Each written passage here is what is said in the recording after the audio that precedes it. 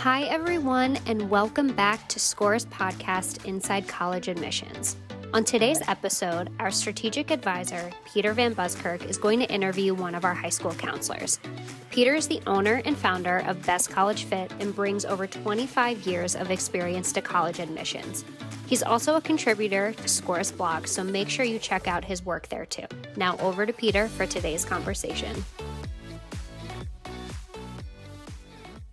Welcome to Inside College Admission, conversations with college advisors about matters affecting the college-going process. My name is Peter Van Buskirk, and I'm joined today by my friend Amanda Leszczuk, who is the Director of College and Career Counseling at Mariemont High School in suburban Cincinnati. Welcome, Amanda. Hi, Peter. I'm glad to be here. It's good to be talking with you today. Well, it's good to have you with us today to talk about the college-going process, and everything's normal right now for you, right? Not exactly. Not exactly. What a setup, right? How are things not normal for you? Oh, where should I start? I think the biggest thing is just not being able to see my students on a regular basis like I used to. We're getting back to that where I am, but I feel like I'm still catching up from last spring and the summer. Mm-hmm. So what was the spring like for you? I think it was March 13th when basically our school closed down and we went remote for the fourth quarter of last year. So fourth quarter, of course, is very important to me as a college and career counselor with regard to probably mainly my juniors. Well, my seniors too, but I do a big focus on my juniors during that fourth quarter and in the summer, helping them transition to senior year and trying to get them ready for the college application process and season, helping them write, get started on their essays. I typically give them some tips on how to ask for letters of recommendation and those sorts of things. And so Must have felt like you were herding cats this spring. Oh, yes. Oh, yes. Well, I was very optimistic. I tried to shift everything to our virtual world and, did some Zooming with students, did some recordings. I'm not sure how many students actually listened to all those because they were busy trying to deal with their new life as well, whether that be, Zooming with their school courses and all of that, and certainly things outside of their control, with regard to COVID and everything. So are kids back in the classroom on campus now for you? Most of them are at our school. Our students had the choice to be remote learners if they wanted to. We probably have in the neighborhood of 10% who've done that. And then everyone else is back on campus. So we wear masks all day and we get tired, but that's okay. At least I do get to see them, some.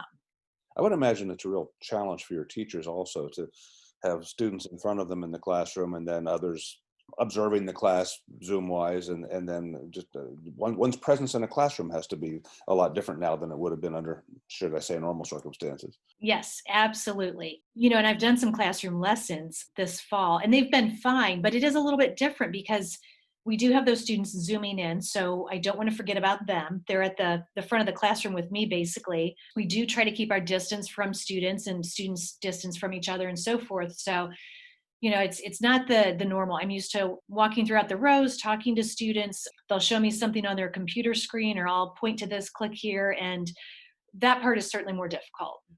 So what do you find then to be the biggest pandemic-related challenges that you've encountered then, in the last month and a half or so in support of the application process? Just trying to get them caught up. I feel like, and they're doing a great job. I think they probably feel more behind than they really are. Mm-hmm. But I think because of that, just a lot of anxiety and stress. I mean, of course, college applications seem to do that to students, unfortunately. But I think the pandemic has only added to that. And then there's just, there've been a few changes here and there and certainly some unknowns. All these colleges going test optional is, certainly good for a lot of students. A lot of students like that. But that, of course, adds a lot of questions. And what does test optional really mean? What does it really mean at this school? Should I submit my score to this school and not this school? Things like that. So a lot of those types of questions are certainly coming up. As you've started the fall, it's understandable that a lot of students who are entering the senior year are eager to become college applicants, yet they've been dislocated from that access to colleges. They haven't been able to visit campuses. A lot of the traditional interactive kinds of things that students might have done with college representatives, and you might have done with college representatives, went on the shelf about 8 months ago. How are you finding the students adjusting and yourself adjusting to a new normal? With regard to the college representatives and their visits here at my school, it's not as bad as I thought. They're not visiting in person. They are doing a lot of Zoom calls with us. And truly, I really do believe the Zoom is the next, best thing to them being here. But I can tell you that my numbers are down with regard to my students coming to those Zoom calls. I think it's just difficult on students. It's hard for them to think, well, is this real because the person's not here? Hmm. And so I do think they struggle with that. Every time they come, they seem to be just fine talking with the rep. The rep, of course, can share their screen with us, go through a PowerPoint or show us a video if they want, or anything like that. So it truly, I think the college reps coming to Zoom with us has worked out really quite well. Sure, we'd love to have them in person, but again, if we can't, then we're at I think the next best thing. With regard to students not being able to visit college campuses, I think that's been really difficult on students and parents. And interestingly, the other day I said to one of my colleagues, I said, oh my gosh, the college applications are up. So, the kids are applying to so many schools, more than they normally do.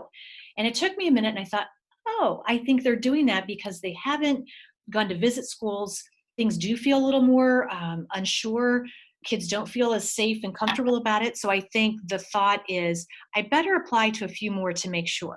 So, and that, that's fine. Kids can certainly do that, but that's gonna be harder on the colleges when they go to admit students, because I think they're gonna have a lot more applicants. And then of course, parents are having to pay application fees and, all of that sort of thing.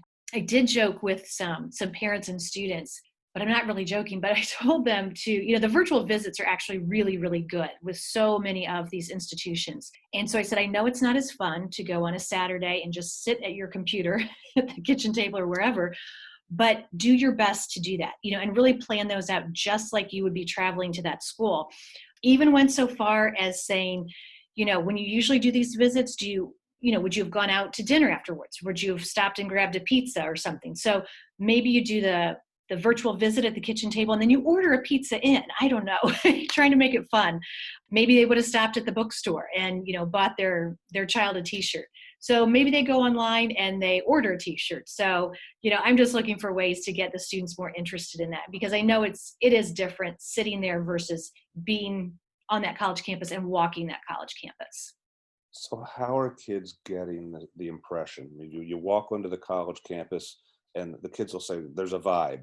They like the vibe, they don't like the vibe, but that becomes immediately apparent to them. Absent that live on campus opportunity, how are they finding that feeling, if you will, or can they right now? Are there online opportunities? What are the tools that are at their disposal? That's a really good question. Of course, some of the college reps are so vivacious and fun and great people. So I've really seen that influence my students in a positive way, and I'll remind them, I'll say, well, remember we met with the person from that particular school and weren't they fun and excited? And, oh yeah, they were. And, so the student, I think, definitely takes something away from that. Sorry, college reps, no pressure or anything, but, but it does make a difference. A lot of what happens in the college going process is relationship building. Do you find that the virtual relationship building has effectively taken the place of the in-person? Are kids feeling like, okay, I met her, we had a fun conversation? Does that lead then to follow-up emails and conversations and Zooms, or haven't you been able to determine that? Technically I haven't been able to determine that, but I do see my students and their level of comfort Hmm. become much better as they meet the reps and talk to them. Or sometimes students will walk in and if we're not sure about something, I'll say, well, let's give them a call, put them on speakerphone, talk to them together. I think it's good to model that for the students, because of course our students today, they don't use a phone for anything except texting probably. So to help them make that phone call and make it less frightening, I think is really helpful. Hmm. I do know a lot of colleges have also recently started to welcome visitors back on campus, especially seniors. Some of them, I think, only seniors. So I think that's going to help as well. It's of course smaller numbers, so the kids have to be planning those visits quickly and so forth. They can't wait till the last minute. But if the students get to go on campus, I do think that will help. I've had a few families share with me that they will ask me, do we have a graduate from our school, at such and such a college. I want to try to connect with them. And they're kind of making their own tour, so to speak, or even just walking the campus themselves, which, is not a bad idea. And this is, I think, important. You mentioned that seniors are starting to get out to see some colleges. This is early decision season for a lot of young people. And some people probably come into your office and the first thing in the start of the fall and say, we found our early decision school, which always drives me nuts when they say that. But statistically and historically, early decision makes a difference. It's always assumed that there's a certain vetting that takes place, that the student's able to have an extensive exposure to the campus before making that commitment. How do you find that that's working now? Are families just as eager about early decision? Are they a little more cautious? Combination of both? I think they are more cautious this year about early decision, which I welcome because I agree with you. That's such a commitment. And I really do, stress that so much to my students and their parents that you are committing to this school to attend if you choose to apply early decision and obviously get accepted. Personally, our numbers here at my school are down for early decision. I usually have 5 to 7% of our senior class will apply early decision, and this year it's definitely down. So for the most part, I'm pleased with that, just because again, it's just got to be that special connection with that school. They have to take it so incredibly seriously, And I think in our current time with COVID, our world is just not as predictable as it used to be. So I think that also leads people to be more cautious. Well, if I apply early decision today, what in the world are things going to look like in May or so forth and next year? And am I still going to want to attend that school because it's far away or it's this or it's that or whatever? So I think people are much more cautious in making, some of us are making decisions much later than we, ever did. Mm-hmm. You can't plan quite as much sometimes because of things like COVID. So Do you find that many of your students who just graduated in your senior class or those who are in the process of making decisions are looking at alternatives to starting college and with their cohort? I would well imagine that they're probably seniors graduated last spring who intended to start in the fall, who may have just decided to back off of that, or now maybe current seniors who are thinking about, do I want to really start college with a remote status as opposed to, in residence? Is that conversation part of what's going on at all in your community? not a lot. I really think it's probably because of the nature of our optimistic adolescence, which I love. I'm going to be right there with them and say, sure, it's all going to be better and back to normal. I don't know if they've thought quite that far ahead yet. I work with a population that's pretty motivated to go to college, but I think some of them, I think, well, if this is the world we now live in, I'm going to make it work for me. I had a few students last year. I think I had a couple who maybe decided to basically turn it into a gap year this year. And I did have just a couple of students who also called me in June and changed from their college, from going further away to staying closer to home. Mm-hmm. And admitted it was because of, COVID and, the unpredictability of everything. Mm-hmm. The flip side, I think college admission officers are very nervous right now about that unpredictability too. You said something about testing earlier and the test option. Is that an opportunity that's being greeted with enthusiasm or skepticism? Oh, that's a great question. A little bit of both, but I think more optimism. Okay. I think the kids are knowing and understanding, because we've talked about it a lot, and the college reps, I think, are doing a good job talking about how, if you're comfortable with your test score and you feel that it represents you well academically, then you may want to send it. And of course, the other piece that we always talk about with the students is if you're in that school's typical range of, middle 50% of ACT or SAT, then you can consider sending it. If not, if you're below that, you probably don't want to send it. So they're still sorting all of that out. And it'll be really interesting to see how the colleges then handle the admissions. Obviously, they have to weigh the other pieces more strongly, but it's just going to be more difficult, I think, for them without that test score. A lot of them are used to that.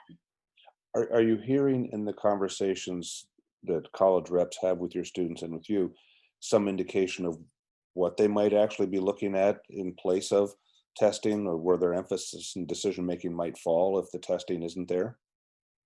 I feel they've been open about that. They have stressed, as usual, and I'm glad to hear it, the students' transcript. So looking very strongly at their curriculum.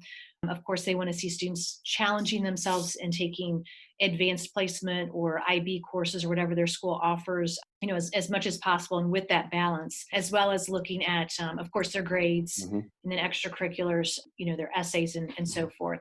Basically, the college reps have all said, we're just going to make all of those other pieces a little bit more important. But I have heard, transcript and curriculum and grades mentioned the most, that's for sure. Have you and your colleagues done anything out of the ordinary this year to help colleges understand how Mariemont High Schools have dealt with the adversity of the spring semester and the new setup in the fall? We did add a bit about that on our profile Mm-hmm. that, of course, every college will get with every student's transcript. In our situation, we didn't change a whole lot. We didn't go to pass-fail grades or anything like that, but we did explain that we went remote and so forth. So I think that's helpful to the colleges to at least give them a little bit of an idea Mm-hmm. of those changes. Mm-hmm. So I hope other schools are doing that too, because I think the colleges need to know that. There's some thought that in lieu of the testing now becoming optional in many situations, that the holistic sense of the admission process takes over as well. Yes, you mentioned the courses and grades being the centerpiece, but what do you think, or what are you hearing about the role of now maybe essays or letters of recommendation in terms of fleshing out that picture of the student who might be considered in the admission process? Well, to be honest with you, I haven't heard a lot of extra talk about it, but I think inevitably it's going to be there. It's so incredibly important. I know for my students, I share with them that once that college rep reads your essay, best case scenario is they kind of know who you are a little bit. They kind of feel like maybe they've met you, had a brief conversation with you. And, and I think the other part that's really helpful, and of course the rec letter's there too, the same sort of thing, that after reading that letter of recommendation, we feel like we have an idea, what makes this student tick, if they can handle the academics on our campus, those sorts of things, what kind of a student this is. I think the other piece that really plays into that and will be even probably more important this year are those college specific questions, that we usually joke with the why us, why do you want to come to this or that university? And I'm constantly telling my students, you have got to do your homework on that. It's got to be specific to that college.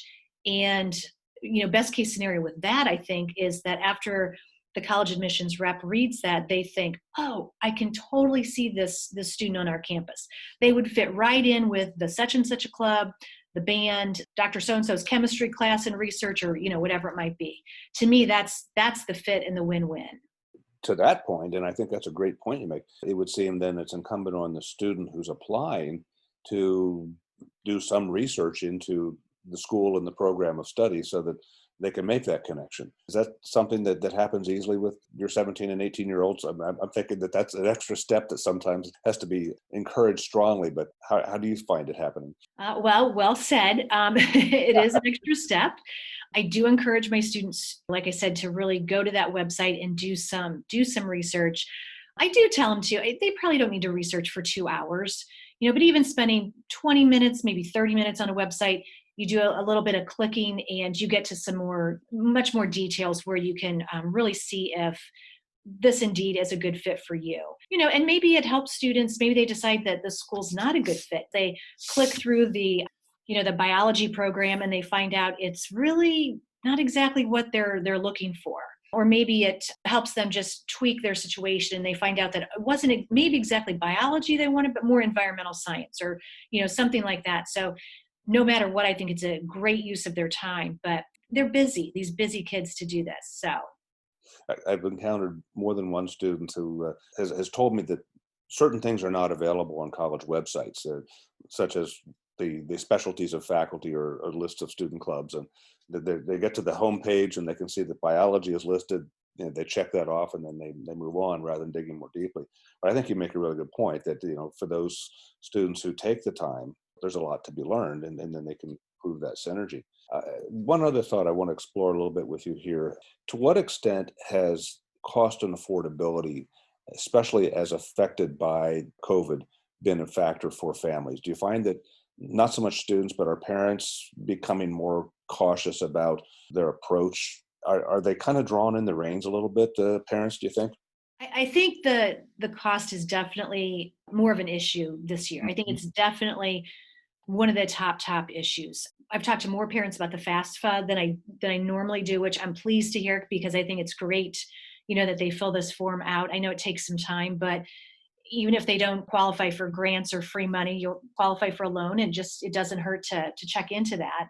I do think we've had many more conversations about families and special circumstances because of COVID, and of course using your tax information from 2019 and so forth, and just how this is going to be different, Right. very different in some cases. So yeah, I keep trying to have that conversation and put it out there in email as well, to reach out to financial aid officers at the colleges. They're so incredibly helpful. Fill out that FAFSA, really watch for, if they ask for the CSS profile, helping students find scholarships, that sort of thing. Because again, I just think things are so much more unpredictable these days. Hmm. I feel for the financial aid officers because I do think they're going to see more special circumstances forms, or whatever they call it, than they've ever had before, because truly people have special circumstances these days. Hmm.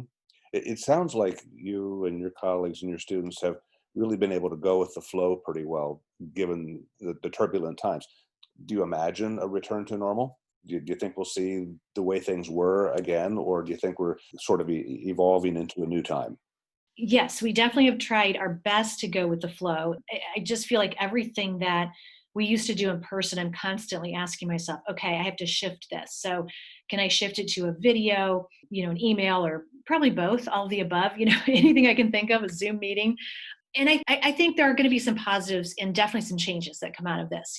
I don't know if we're ever going to see the amount of physical college rep visits that we had before. That's very costly for the institutions. And I think some of the college reps do miss their travel season. And I think some of them probably don't miss living out of a suitcase for 6 weeks. So just some changes like that. I think test optional is going to continue definitely for some institutions. I think some will go right back to testing or requiring tests, as soon as they can. And we see it. Some of them have committed to maybe 2 or 3 or 4 years of test optional because they want to study that data, which is great. And then if it works for them, wonderful. And if it doesn't, I think they'll go back to using those tests again. So business as usual, I think will look a little bit different. I think so. What do you say then? We'll put this in some final perspective to the young person you encounter who is kind of wild-eyed about the whole process, very anxious because things just aren't where they should be according to how she might have heard about it from her parents or her older siblings or her friends, and is just not quite sure that this process is going to work for her or him. This is the student who's on the edge of uncertainty about, can I do this? How do you provide that reassurance? I think there are some students who need that extra reassurance, like you said, and who need that extra support. So, a couple things that I do, I try to model with the students, kind of just get them started. I find that if we sit down together and I say, well, hey, let's just look at a college website. Let me try to show you what I'm talking about. And lo and behold, after, a few clicks, we find a virtual visit. Maybe we find an interview with a student. Maybe we find the program they're interested in, and so on. Then it becomes, I think, a little bit more real and more interesting and more doable for them. So I think helping students like that, but it is, it's kind of like writing that essay. It's hard to get started sometimes. And it's just not as much fun when it's you sitting in front of your computer as you traveling to that college campus and walking across campus and, like you said earlier, getting that feel for it. It is a little bit different. So it's the world we live in, and I think we just all have to kind of adjust and do the best that we can with what we have at this point. Well, and certainly given that kind of effort, things tend to work out pretty well. If there's an honest effort in, there's a good result at the end.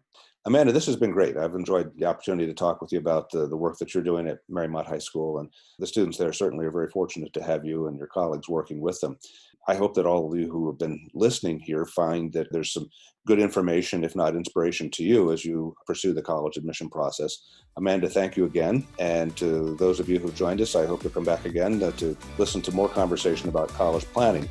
Until then, please have a good day and be safe. Take care.